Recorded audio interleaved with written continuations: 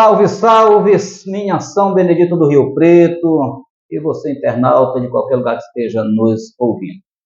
Estou aqui nesse 21 de maio de 2024, conforme havia prometido para vocês, uma entrevista aqui com o pré-candidato a prefeito de São Benedito do Rio Preto, Maurício Fernandes, e este ano pretende aí, mais uma vez, disputar o cargo de prefeito de São Benedito do Rio Preto. Mas antes eu quero fazer aqui duas observações. Primeiro, quero dizer que isso aqui é um trabalho que não é patrocinado, esse canal não é patrocinado. Você, empresário, quiser patrocinar nosso trabalho aí, deve dar uma força para a gente, fique à vontade aí. E, por enquanto, é um trabalho independente, bancado das minhas próprias coisas. Segunda coisa é que, fazer uma ressalva aqui, para você que é morador de São Benedito do Rio Preto, eleitor de São Benedito do Rio Preto, conhece a história de Maurício Fernandes, conhece quem de fato este jovem é. Mas não custa nada a gente reforçar que Maurício Fernandes é um médico, filho de São Benedito do Rio Preto, foi prefeito por 2 mandatos consecutivos, administrou o município de 2013 a 2020, quando encerrou seu segundo mandato. Hoje, 4 anos depois, ele pretende voltar novamente a disputar a eleição e voltar ao cargo de prefeito. Maurício Fernandes, obrigado pela sua presença. Fique à vontade para a gente fazer aqui esse bate-papo. Bom dia a todos, bom dia a todas. Porto, agradecer a oportunidade de poder estarmos aqui hoje conversando, agradecer o convite para estarmos aqui batendo esse papo informal nesse canal, nesse seu canal que tem tido uma repercussão muito positiva aqui em São Benedito do Rio Preto. Então eu sou só gratidão pelo convite de estar aqui com você e de poder chegar aos nossos amigos e amigas de São Benedito do Rio Preto. Eu que agradeço. Mas, Maurício, a gente não vai muito enrolar. Vamos direto aqui ao que interessa. Eu acho que o que o povo quer mesmo é ouvir o que você tem para dizer para essa população. Você foi prefeito por 2 mandatos consecutivos. Administrou o município durante 8 anos. E o que lhe motivou para agora, no ano de 2024, voltar novamente a disputar esse cargo de ser prefeito de São Benedito do Rio Preto? Qual é o seu principal motivo que lhe trouxe a essa decisão? Bom, como você disse, nós administramos São Benedito do Rio Preto por 2 mandatos, 2013 a 2020. E graças ao trabalho que nós conseguimos fazer, com muito esforço, com muita dedicação, não só minha, mas de uma equipe que trabalhou junto com a gente, nós conseguimos finalizar nossa administração com 78% a 80% de aprovação, né? E isso esse reconhecimento da população de São Benedito do Rio Preto é que nos motiva, mais uma vez, buscar, colocar o nome à disposição do povo para que a gente possa pleitear, quem sabe, mais um mandato.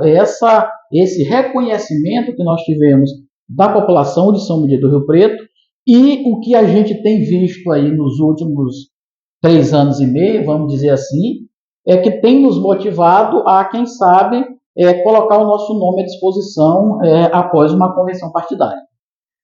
Muito bem, mas diante disso, nós temos aqui alguns emaranhados de informações que vêm circulando aí, principalmente nas redes sociais, aí, nos aplicativos de mensagem. Um lado da fronteira aí, que é encabeçado aí pelo atual gestor, que vai concorrer à reeleição, eles vêm dizendo que você não poderá ser candidato porque existem impedimentos legais, que você não pode disputar a eleição deste ano. Isso é verdade ou não é verdade? Existe algum impedimento? Existe essa possibilidade de você não ser candidato? Ou o senhor hoje é pré-candidato à eleição? Que segurança você passa para o seu eleitor hoje? Bom, o que eu posso dizer é que eu sou pré-candidato a prefeito de São Benedito do Rio Preto. Inclusive, aproveito a oportunidade, o alcance do canal, para convidar todos os amigos e amigas para estarmos juntos dia 31 de maio, próxima sexta-feira, essa na seguinte, dia 31 de maio, a partir das 17 horas, exatamente no nosso evento de lançamento de pré-candidatura, né? Nós estamos fazendo todo um trabalho de pré-candidatura e vamos chegar às convenções final de julho, início de agosto, onde nós colocaremos o nosso nome à disposição do partido para, passada a convenção, nós sermos oficializados como candidato a prefeito. O que acontece, na realidade, é um jogo político. A política ela tem muito disso, não é? E a gente sabe, a gente tem a noção de que isso iria acontecer, e é aquela história que nós já somos acostumados. Não vai ser candidato, e depois que nós confirmarmos a nossa candidatura, vem a conversa de que não vai chegar ao final, e se nós ganharmos a eleição, vem a conversa de que não assume. Enfim, isso nós já vimos em inúmeras outras eleições aqui em São Benedito do Rio Preto. Mas eu tenho a segurança, eu tenho a minha segurança, inclusive jurídica, de que nós temos todas as condições, sim, de nos colocarmos como pré-candidatos e lá na frente nos tornarmos candidatos. Eu posso dizer, reafirmar para ti, que eu tenho toda essa segurança e procuro todos os dias passar essa segurança aos nossos amigos e amigas de São Benedito do Rio Preto. Muito bem, mas ainda dentro desse mesmo assunto, uma coisa aqui que me chama a atenção. Recentemente, em um podcast da região, o gestor disse que o senhor sabe que não pode ser candidato e que o que você tenta fazer é uma manobra política para manter o grupo, vamos dizer, organizado, mas que na hora certa você vai apresentar uma outra pessoa como candidato. Minha pergunta para você, Maurício, é a seguinte: existe essa possibilidade? Você chegou a cogitar essa possibilidade? Olha, se eu não puder, eu apresento alguém. Mas antes eu quero até fazer uma ressalva aqui. Porque se isso estiver acontecendo, lá no fundo existe essa possibilidade, mesmo o seu consciente aí, não corre o risco de soar como uma traição para o seu eleitorado, que acreditou em você e disse, não, é porque ele já sabia mesmo e ficou enrolando a gente, não seria um prejuízo político? E aí fica aqui essa dúvida e a pergunta, existe essa possibilidade ou não existe? Você não trabalha com essa hipótese? Bom, Porto, realmente, se estivesse acontecendo dessa forma, com certeza poderia ter um prejuízo político lá na frente. Eu tenho muita consciência disso. Mas o que eu posso te dizer, te reafirmar, é que tanto eu como o nosso grupo, nós só temos um plano. Aqui não tem plano B, C, D.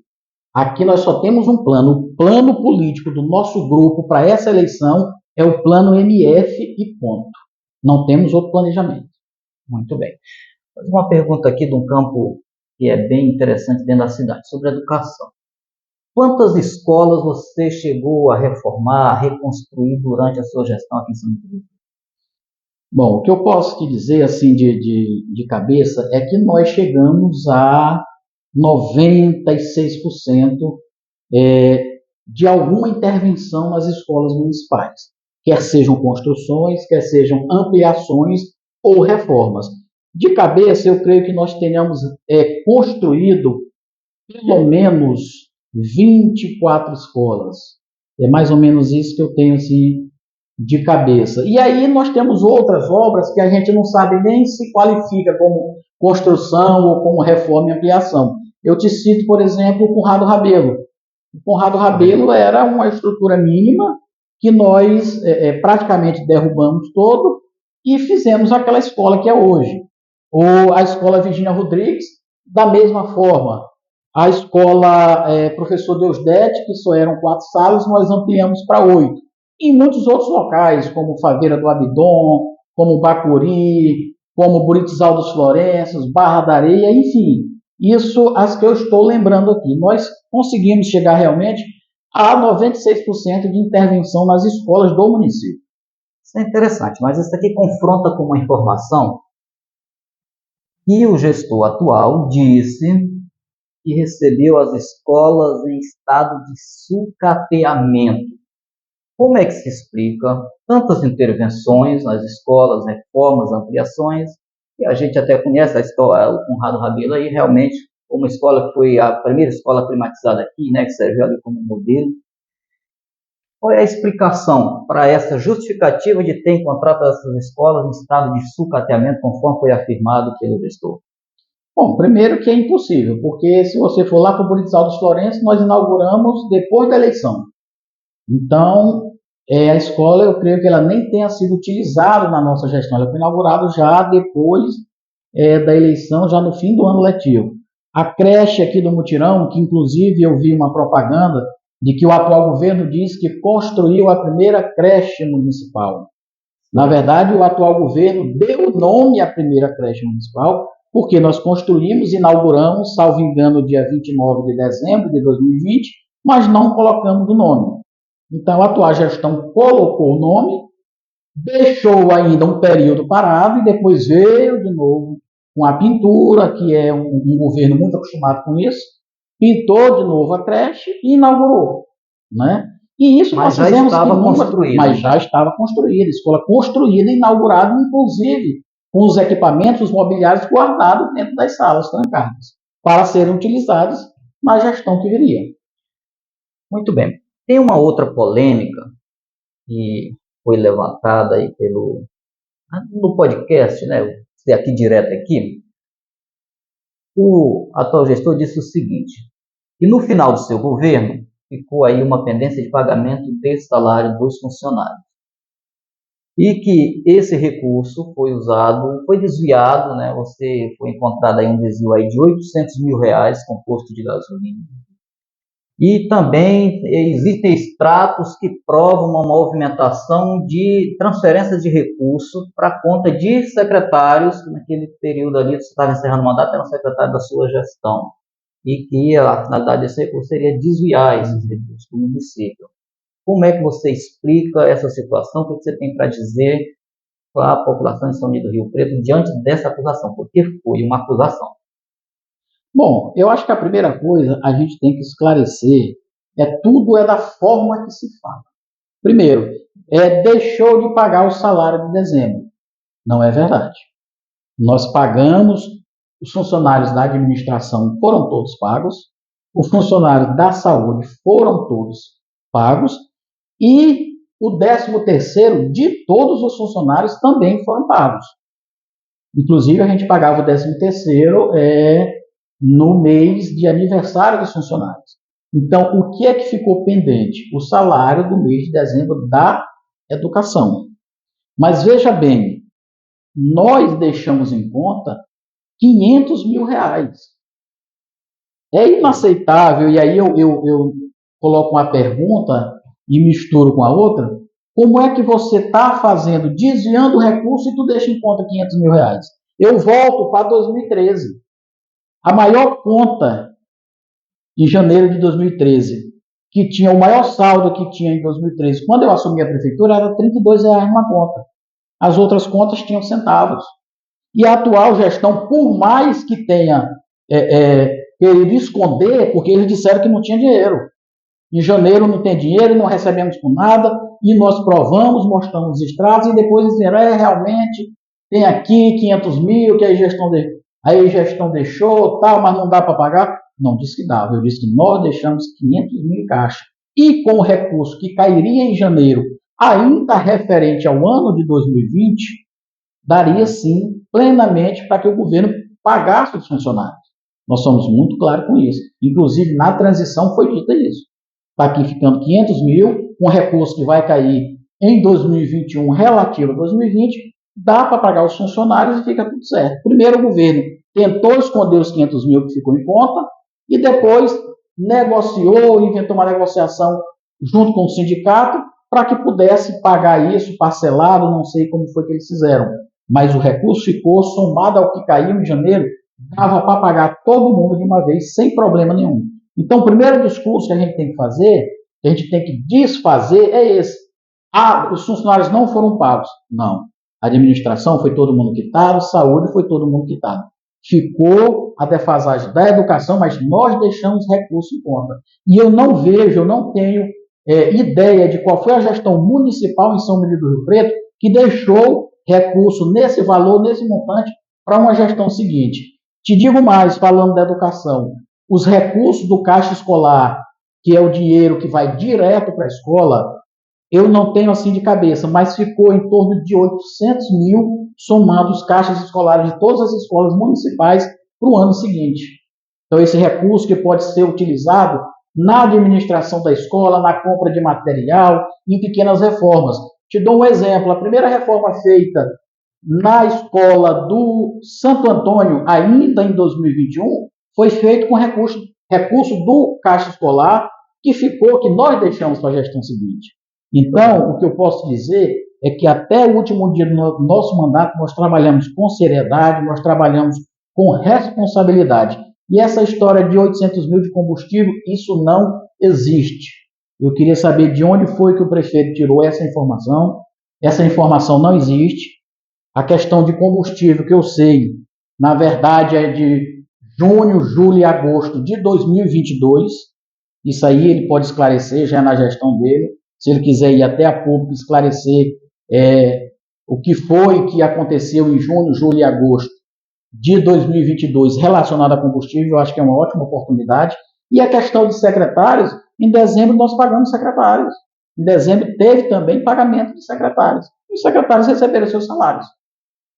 Muito bem. Uma outra coisa que me chama a atenção, o prefeito fez uma espécie de reclamação seguinte: hoje o município tem 19%, palavras dele, de retenção por determinação judicial para pagar precatórios. O que ele citou foi o seguinte: são cerca de um pouco mais de 300 mil reais, né, que deixa de ser investido no município. E que isso acontece em razão de vários acordos feitos na gestão passada, e ele usa mesmo esse termo, na gestão, que se refere exclusivamente à sua gestão, que não foram cumpridos. Aí eu lhe pergunto, que acordos foram esses que foram feitos com relação aos precatórios e que não foi cumprido durante o seu mandato? Bom, primeiro que isso é impossível. Isso é impossível. O acordo que é feito e assinado, o valor ele é retido em conta. Então, na hora que você faz um acordo, assina, na hora que o recurso cai na conta do município, ele já cai debitado. Aquele recurso ele não fica disponível para você. Então, você não tem nem como não cumprir. Agora, por que esse valor exorbitante? Eu administrei durante muito tempo com esse percentual, porque dentro desse precatório, inclusive eu vi uma vez uma reportagem sobre isso, se você tirar o estado do Maranhão, a prefeitura de São Luís, São Benedito do Rio Preto tem o segundo maior débito de precatório do estado do Maranhão, perdendo apenas para Coroatá, à época. Não é? E isso, claro, é relativo aos 10 meses de salários, os famosos 10 meses de salário da gestão 2001-2004.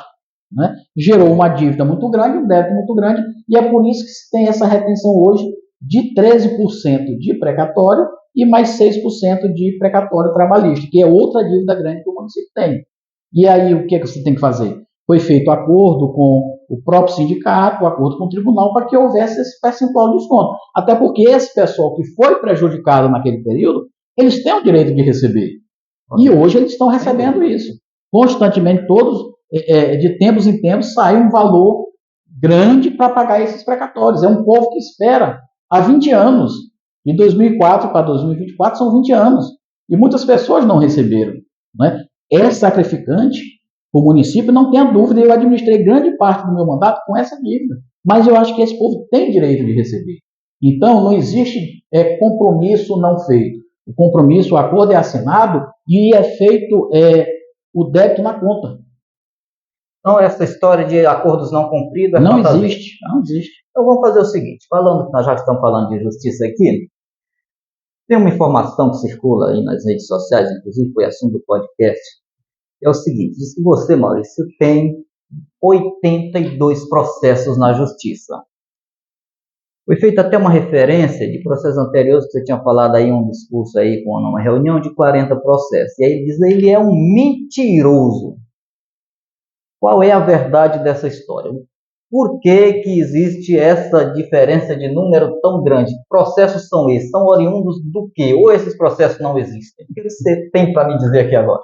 Bom, Porto, você falando isso aí, e eu ouvi, alguém comentou comigo a respeito dessa entrevista, eu me lembrei, inclusive, do pronunciamento do ministro Flávio Dino, à época ministro da Justiça Flávio Dino, quando ele foi questionado por um deputado que tinha procurado lá no Júri do Brasil, correto. Né, e que disse que ele tinha não sei quantos processos, e o ministro esclareceu para ele que ali existe processo de registro de candidatura, existe processo de prestação de conta partidária, enfim. E lá o deputado procurou... Qualquer processo aparece lá, né? Você quer dizer nome... que você esteja respondendo a alguma ilegalidade. Pronto. Qualquer tipo de processo aparece ali. Eu já fui candidato 2 vezes. Então aparece o processo do meu registro de candidatura. Já fui presidente de partido, então aparece o meu processo de prestação de conta como presidente de partido.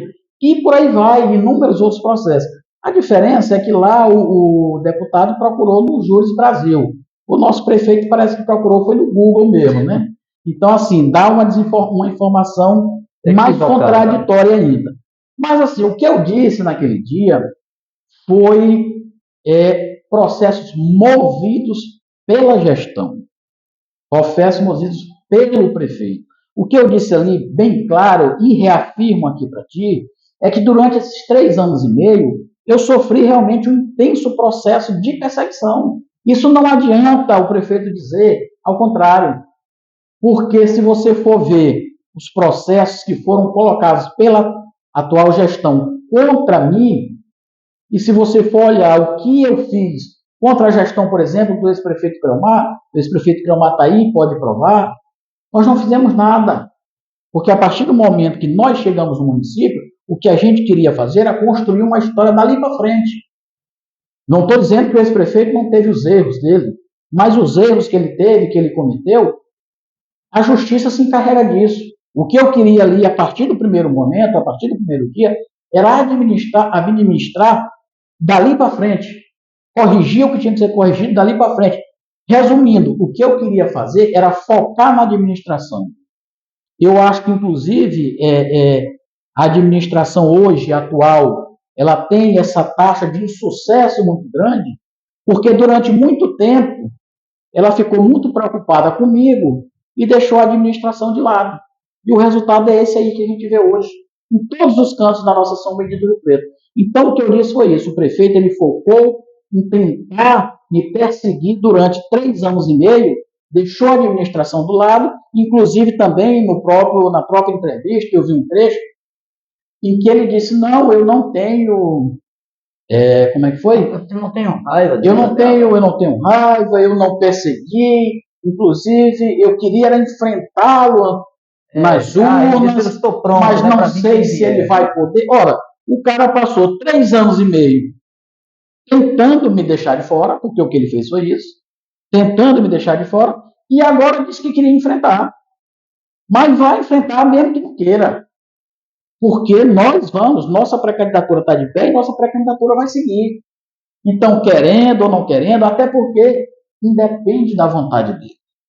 Eu estou falando aqui de eu ser candidato, de eu ser pré-candidato e ser candidato lá na frente. Quem vai ganhar a eleição, não estou dizendo que ganha a eleição. Quem decide quem ganha a eleição é o povo. Mas o meu direito de ser pré-candidato, esse aí, prefeito não tira, advogado de prefeito não tira, justiça não tira até o momento que eu tiver correto. Então, vou ser pré-candidato, ele querendo ou ele não querendo. Interessante. Quando você coloca essa questão aí de perseguição, veio aqui uma lembrança na minha cabeça. Em 2022, eu estava conversando com um assessor do atual prefeito e eu estava pontuando para ele algumas coisas ali a respeito do andamento da administração, que não estava muito bacana na minha visão. E aí eu fiz o seguinte comentário para ele, eu digo, olha, você como assessor dele, cara, orienta o prefeito, porque se ele continuar desse jeito e Maurício for candidato em 2024, ele não vê nem a poeira de Maurício, eu usei mesmo esse termo. Aí a pessoa foi disse para mim o seguinte, Porto, mas Maurício não será candidato. Aí eu digo, o que vocês apostam nisso? Não seria mais fácil fazer um trabalho e conquistar o povo em vez de você confiar que ele não venha a concorrer? Ele disse, não, porque existem vários processos na justiça e ele terá as contas reprovadas pela Câmara. E isso aconteceu, né? Agora foi 19 de abril, né? Se não me foge a memória aqui, foi 19 de abril, de fato a Câmara reprovou as contas do ano de 2015 da sua gestão. É uma das bandeiras que tem sido divulgada por aí, que você não pode ser também, não pode concorrer à eleição por causa disso.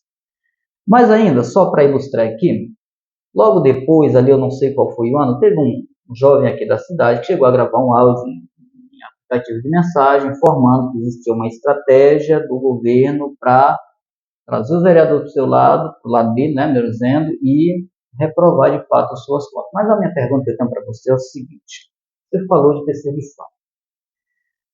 Esse ato da Câmara, você considera um ato legítimo, onde a Câmara agiu, cada vereador agiu com a sua liberdade de escolha, com uma visão mais técnica da coisa, ou houve influência e você, levando em conta que parte daqueles vereadores, quatro estavam ali, fez parte da sua base, do seu governo naquele período, houve ali uma espécie de traição nesse ato da Câmara?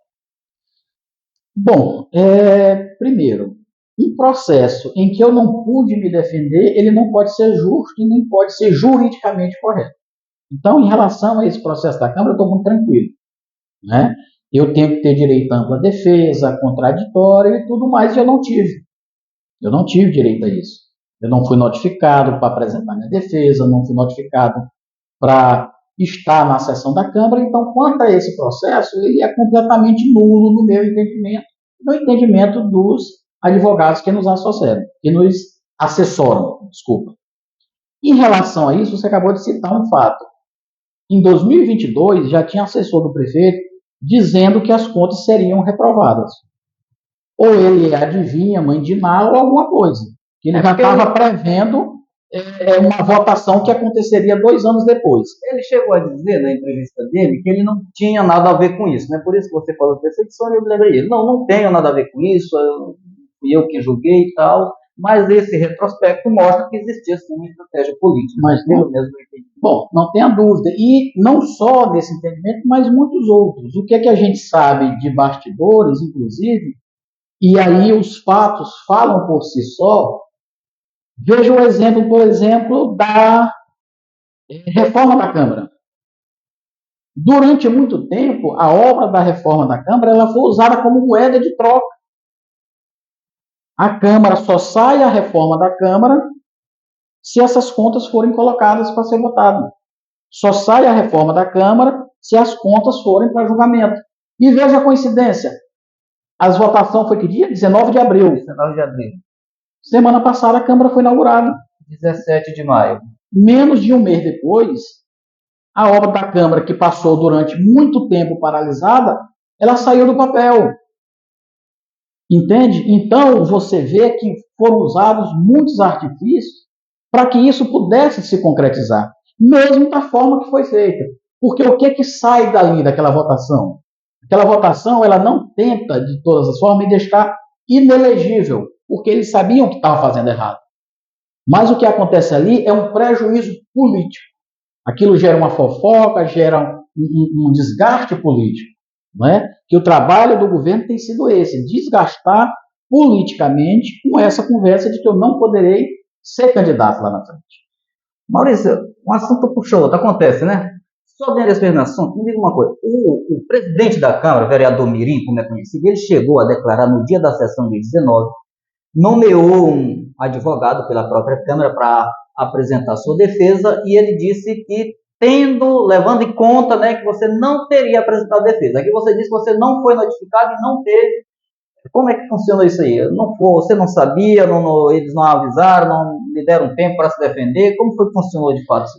Bom, eu preciso ser notificado para apresentar defesa. Se eu não fui notificado, eu não tenho como apresentar defesa.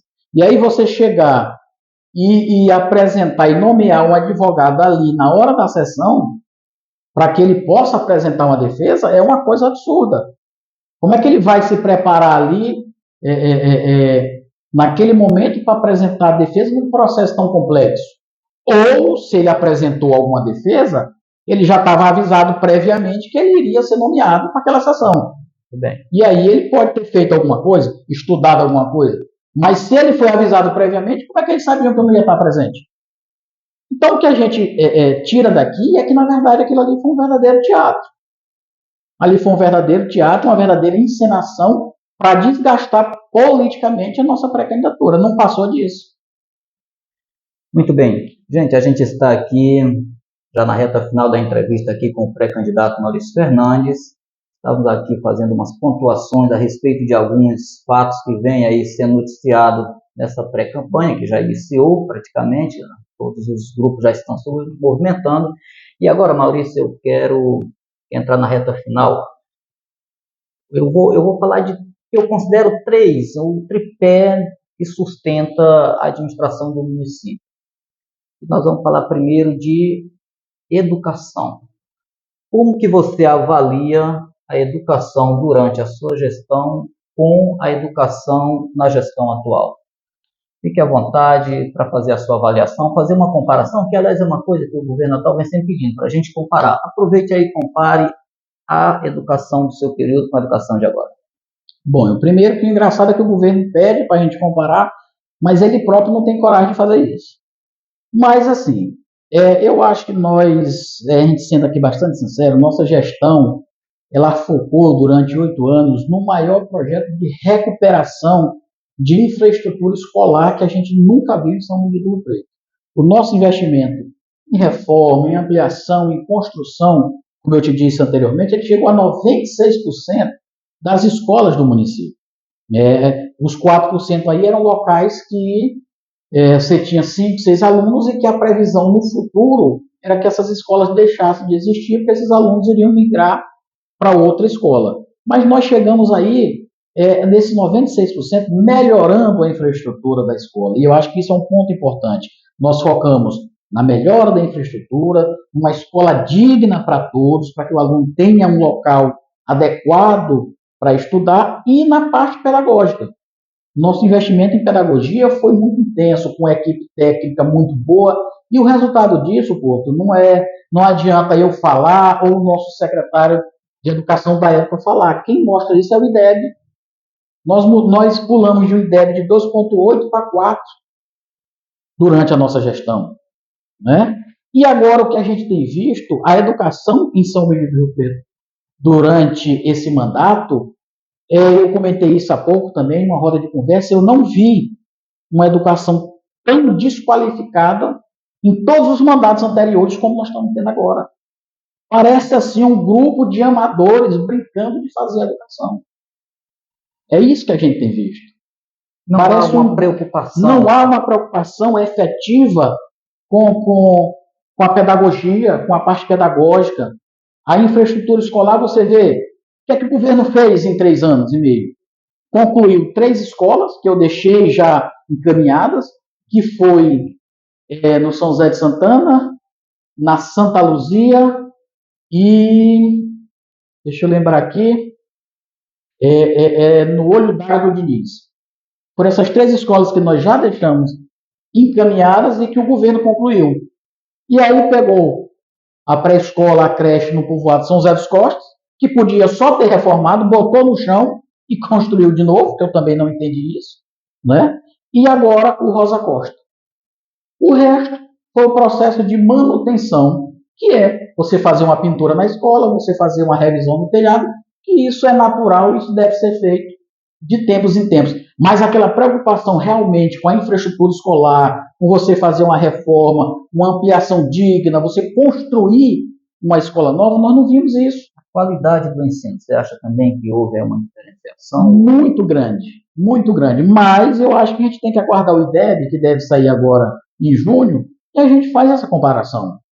Vamos ver qual é o IDEB de 19, de 21, de 23, e vamos ver qual é o de 23, que é o que vai sair agora. Né? O do ano passado vai ser o resultado, deve sair agora, não sei se final de maio, junho, não sei bem o prazo, mas eu acho que a gente tem que comparar. Vamos pegar o IDEB e vamos ver realmente se a educação de São Luís avançou. Porque, no meu entendimento, ela está uma das piores educação que nós já vimos em todas as administrações. É absurdo as denúncias que a gente vê de pessoas, e eu não tiro a qualificação da pessoa, mas assim, a pessoa terminou esse ano, no outro ano já é professor. Né? Não tem assim E eu falei isso para uma pessoa, ela me disse, não, mas isso é lá na zona rural.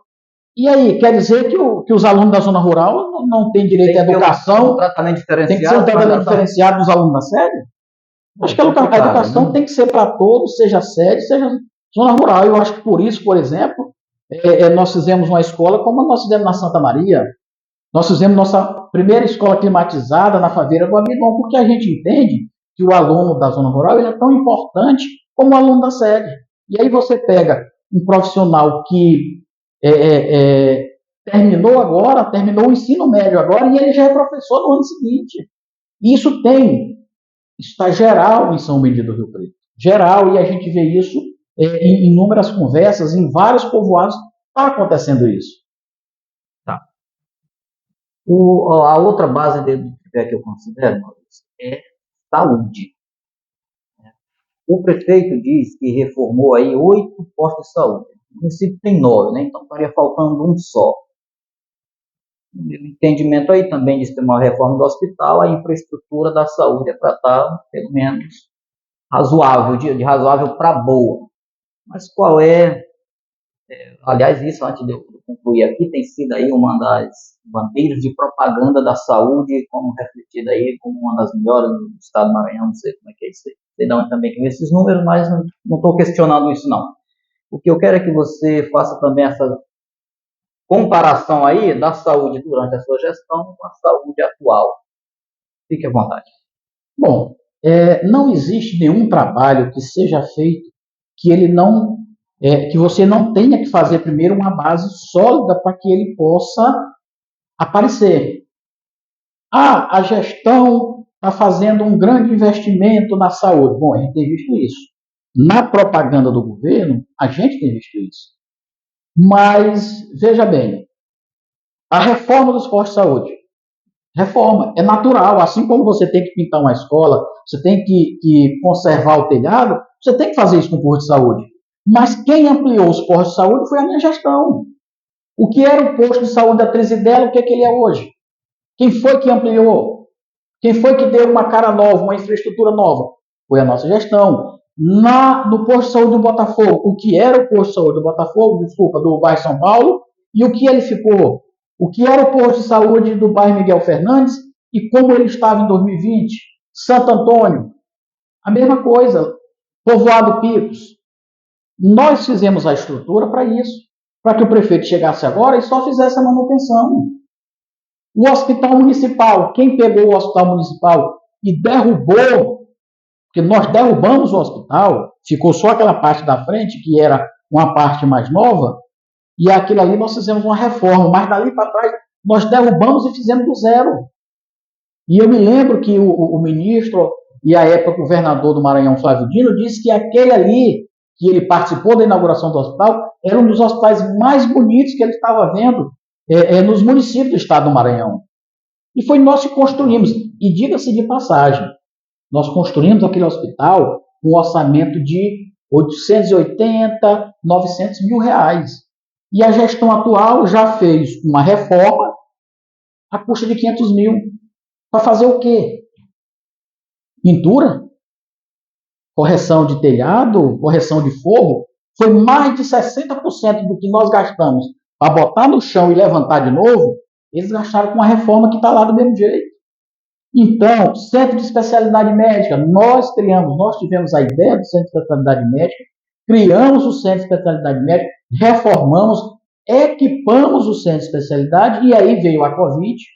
Nós mudamos para centro de Covid naquele período, para atender os pacientes decorrentes da Covid, né? E depois ele ficou ali para ser implantado o centro de especialidade. Inauguramos com o centro de especialidade. Então, o que o governo fez foi pegar uma base que nossa administração fez, de hospital, de centro de especialidade, de ampliação de UBS, e colocou para funcionar. E deu continuidade ao funcionamento. Porque especialidade nós tínhamos. Nós tínhamos nossa especialidade. Ele aumentou algumas, diga-se de passagem, aumentou. Mas nós tínhamos. Né? Talvez se ele tivesse usado o recurso, se ele tivesse que ter gasto o recurso para fazer a infraestrutura que nós fizemos, ele não estaria fazendo isso hoje. E outra coisa, comparem que nós fizemos bem feito e com muito menos recurso. Porque até a última vez tinha caído para São Benedito do Rio Preto algo em torno de 10 milhões em emenda para a área da saúde, isso em 3 anos e meio. Eu te garanto que em 8 anos eu não recebi 10 milhões. Eu não recebi 10 milhões. Então, Quando você avalia saúde, educação, infraestrutura, você tem que avaliar o que foi feito, a qualidade que aquilo foi feito e você tem que avaliar as condições em que aquilo foi feito. Qual era o recurso?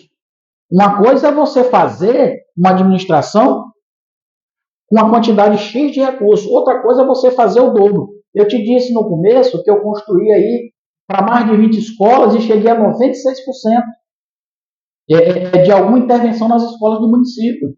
Se você ver a atual gestão de 2022 para frente, houve a nova lei do Fundeb. Vamos verificar lá. Os recursos para São Benito, eles praticamente dobraram o que eu recebi até 2020, o que ele recebeu em 2021.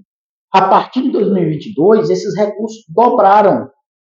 E aí, praticamente dobraram.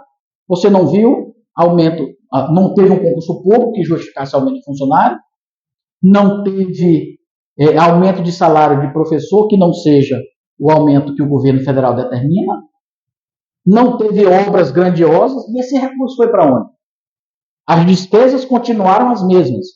E os recursos que chegam para o município praticamente dobrou. E aí, cadê esse recurso?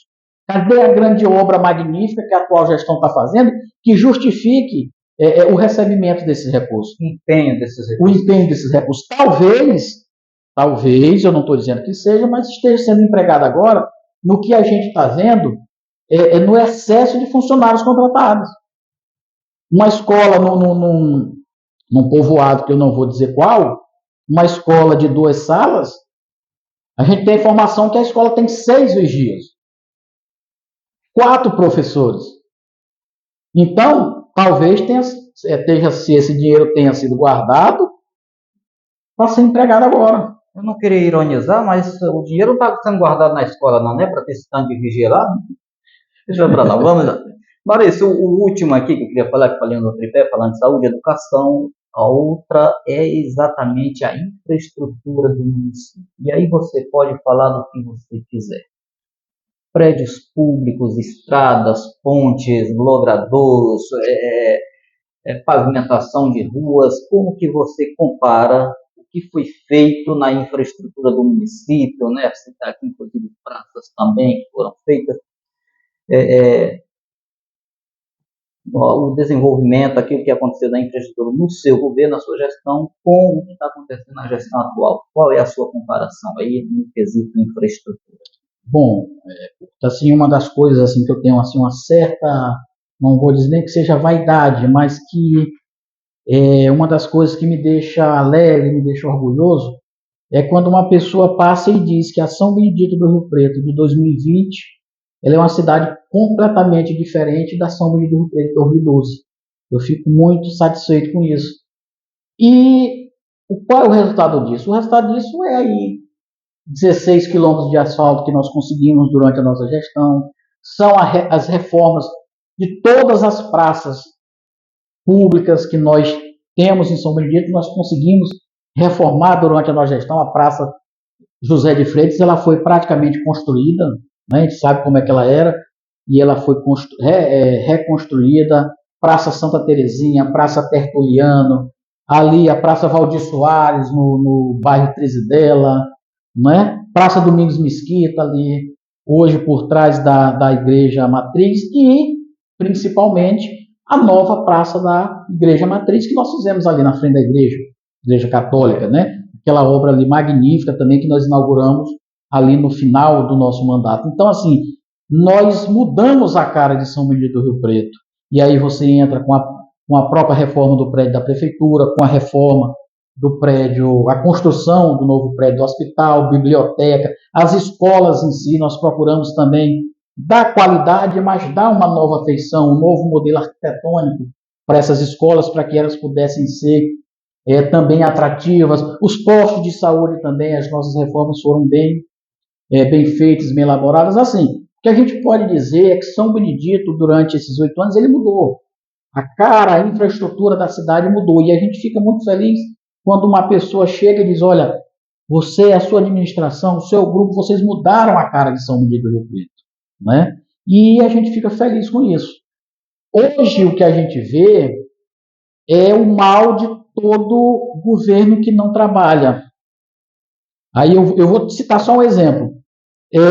No primeiro 25 de março de 2013, nós inauguramos a construção de uma ponte de concreto no bairro Miguel Fernandes, que dá acesso ali a todos aqueles povoados, não é? E você viu ali no bairro Maitá, uma ponte passou aí mais de 10 meses para ser construída. O que nós fizemos em 90 dias, eles levaram 10 meses para fazer.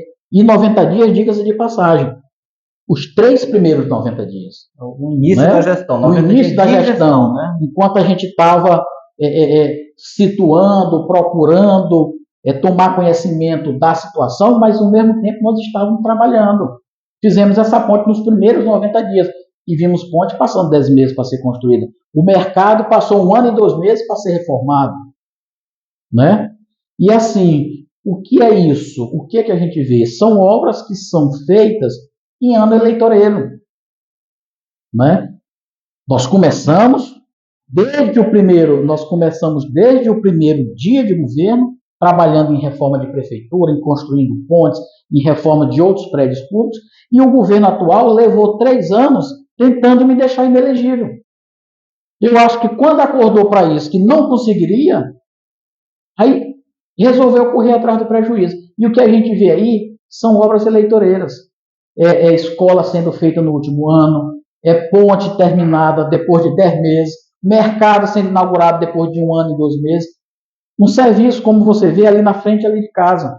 Era uma obra federal, foi iniciada há mais de 2 anos, a construção do meio-fio, canteiro central, foi abandonada a obra federal e agora está sendo feita pelo Mais Asfalto do governo do estado. E aí começaram há 3 meses, 2 meses, 3 meses, no período do inverno, você fazer asfalto no inverno é uma inovação da Prefeitura de São Benedito, e aí a obra ficou parada aí não sei quanto tempo, com aquele estado de lama em toda a rua, em toda a extensão da rua, trazendo prejuízo para os moradores. As nossas estradas vicinais que nós fizemos e recuperamos todos os anos, nós fizemos estrada para o Poeirão, para São Pedro, nós fizemos o Marçal, nós fizemos no Santo Antônio, nós fizemos para a Lagoa da Lúcia, para o São Luís do Adilino, e nos anos seguintes a gente ficava fazendo a manutenção das estradas. Nós não tivemos manutenção de estrada durante esses 3 anos e meio. Agora, esse ano é que eu imagino que deva ter. Inclusive, saiu, durante esses 3 anos aí, saiu uma piada que dizia que se você queria a manutenção da estrada, você inventasse uma festa no interior.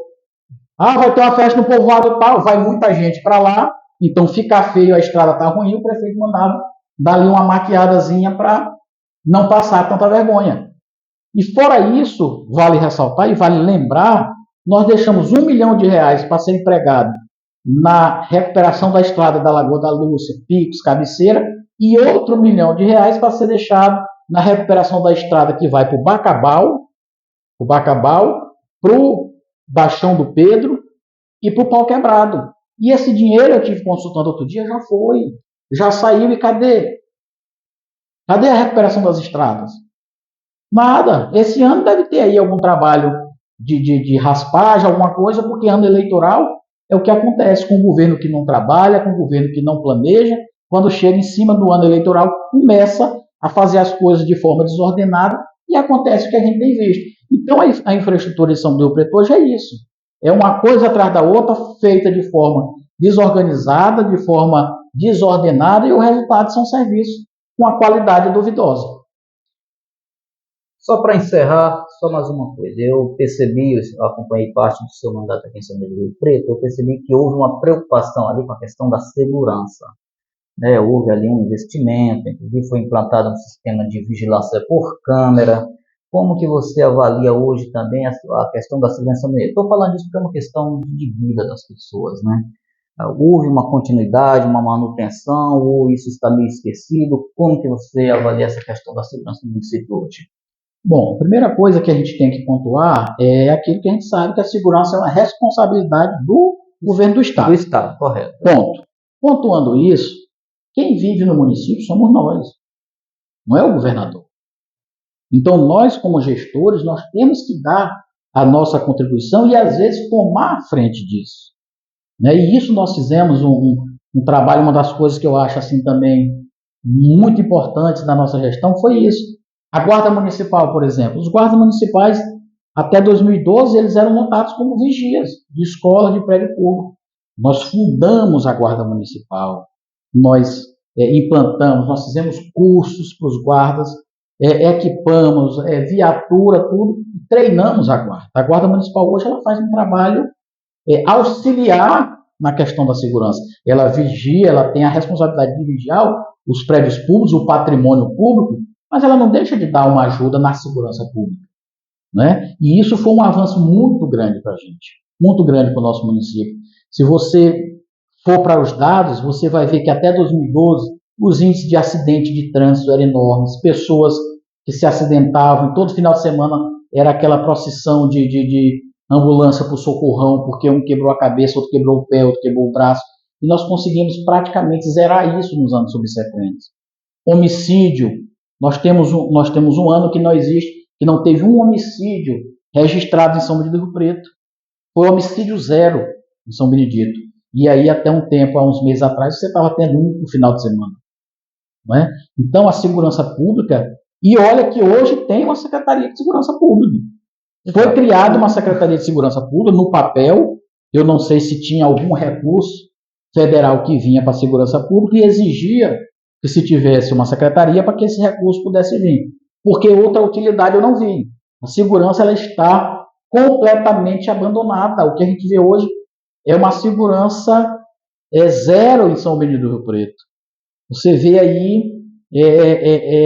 as coisas soltas, os acidentes em grandes quantidades, homicídios numa outra quantidade, roubos de forma exorbitante, e a gente não pode nem jogar essa responsabilidade simplesmente para a Polícia Militar ou para a Guarda Municipal. Você precisa de gerenciamento, esse pessoal precisa de apoio.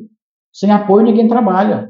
E falta essa preocupação, faltou esse olhar do governo para uma coisa muito importante, uma das mais importantes, que se chama segurança pública. E, claro, pedir apoio a quem é o responsável. Você tem que ir no governador, você tem que ir no secretário de segurança, pedir o apoio, para que se some as forças do Estado e do município, e o município possa voltar a ser aquele nosso município tranquilo que a gente tinha anteriormente. Maurício, para fechar, só mais uma aqui. Quando você assumiu a prefeitura lá em 2012, em 2013, melhor dizendo, o município ele estava mergulhado em muitas dívidas. Inclusive, eu cheguei a acompanhar, ali foi colocado um outdoor na praça mostrando algumas dívidas de 7 milhões do INSS. Eu sei que tinha uma dívida também com o CAEMA, com o SEMAR. Como que ficou a questão dessas dívidas, inclusive da SEMAR, né? A gente veio vendo isso acontecer ao longo do tempo, aí foi se arrastando aí esse problema com a SEMAR, como que ficou, como foi administrada a situação dessa? Bom, a dívida da SEMAR é uma dívida enorme, né? É uma dívida enorme, que o município não consegue dizer que pagou a dívida da SEMAR. O município ele negocia a dívida da SEMAR. Ele negocia e ele vem pagando ao longo dos anos. O que tem sido pago hoje são dívidas que vêm se arrastando aí de outras administrações, né? E a gente vai ter, a gente vai apresentar, inclusive, na nossa campanha, que não é para esse momento, mas a gente vai, inclusive, apresentar uma solução para isso.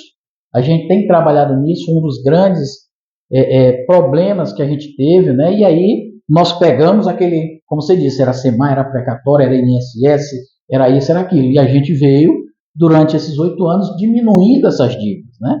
O que eu posso te dizer é que nós entregamos muito melhor do que nós recebemos em 2013, né? Pois a gente aqui, batendo esse papo aqui, nessa entrevista aqui mais descontraída, com o pré-candidato a prefeito de São Benedito do Rio Preto, Maurício Fernandes. Vamos encerrar por aqui, agradecer a paciência, agradecer a presença do Maurício, abrir aqui o espaço para você ficar à vontade, fazer suas considerações finais aí, e desde já, brigadão aí por aceitar bater esse papo com a gente aí. Faça suas considerações. Bom, gente, primeiro eu agradeço, aproveitar e agradecer mais uma vez o convite para a gente estar aqui nessa conversa, nesse bate-papo informal, dizer que nós estamos, né, iniciando, dando continuidade à nossa pré-campanha, reafirmar aquilo que é o que mais se tem debatido na política de São Paulo do Rio Preto. Eu sou pré-candidato a prefeito de São Paulo do Rio Preto, isso é fato, sou pré-candidato, nossa pré-candidatura está em campo, reafirmo de novo o convite que eu fiz lá no início, convidando a todos os amigos e as amigas para dia 31 de maio, na próxima sexta-feira, para a gente estar junto, participando desse ato democrático de lançamento de pré-candidatura, e dizer que a gente vai trabalhar nisso. O nosso trabalho vai ser de mostrar, de fazer aquilo que o governo tem convidado tanto a que a gente faça. É comparar o que nós fizemos, não só comparar o que fizemos, mas as condições que nós tivemos para fazer. Hoje o município é um município que teve muito recurso para a saúde, muito recurso para o que está sendo feito, né? Teve muito recurso para a educação, dobrou, e ele não fez nem 30% do que nós fizemos, e nós vamos dizer, ele passou 8 anos e eu só estou com 3 anos e meio. Ele pode, no ritmo que ele está indo, ele pode passar 30 anos, que ele não bate os 8 que nós fizemos. Entendeu? Porque é um governo que trabalha simplesmente no ano da eleição. O resto dos 3 anos para trás foi perdido. E o ano que trabalha, que é o ano da eleição, ainda trabalha mal feito. Então ele pode passar 30 anos que ele não bate os 8 que nós fizemos. Então é comparar o que foi feito, as condições que se tinha para se fazer aquilo. E tentar, resumindo o que você falou aí, saúde, educação, segurança e infraestrutura, que são os 4 pilares de uma administração, mas eu queria pontuar aqui, porque a gente não pode dizer também que o governo é de tudo ruim, né? Então, eu queria pontuar aqui uma coisa, que o governo é muito bom, que é a Secretaria de Comunicação. A publicidade do governo, eu queria inclusive aproveitar para dar parabéns para a publicidade do governo.